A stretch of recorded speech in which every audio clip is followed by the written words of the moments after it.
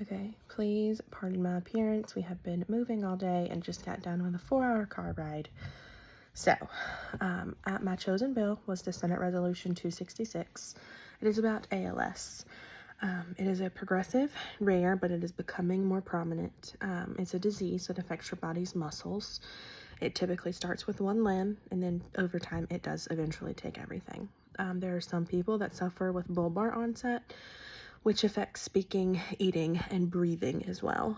Some people's progression stops and they live for 10 plus years, and others pass within a few months of diagnosis.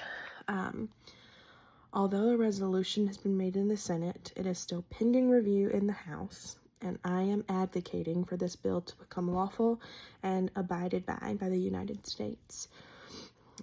ALS is a disease that attacks your muscles and joints, starting small and eventually takes your ability to write, eat, walk, and breathe, because essentially your whole body is a muscle. I'm advocating for research, concrete treatment options, identification of high-risk populations, affordable treatment for everyone, and a test that can diagnose it when you are not almost fully affected, but at the first symptom.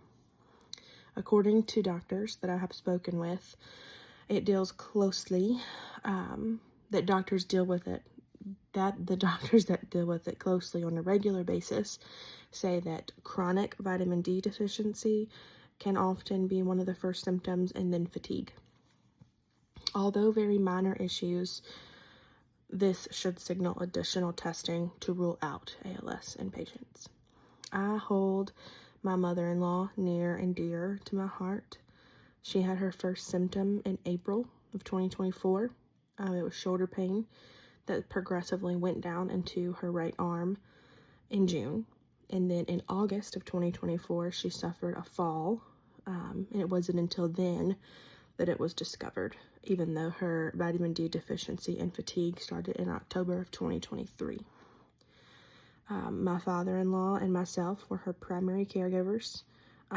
We watched her suffer, and she took her last breath in May of this year, less than a year later after she was diagnosed.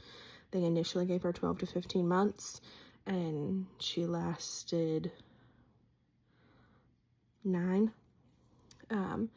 Although her unwavering faith was a fixture in her life, she remained positive until the very end. And I'm advocating because I want treatment options, and I want to be able to stop this before someone else has to suffer like she did. So thank you for listening, and again, I'm so sorry for my appearance.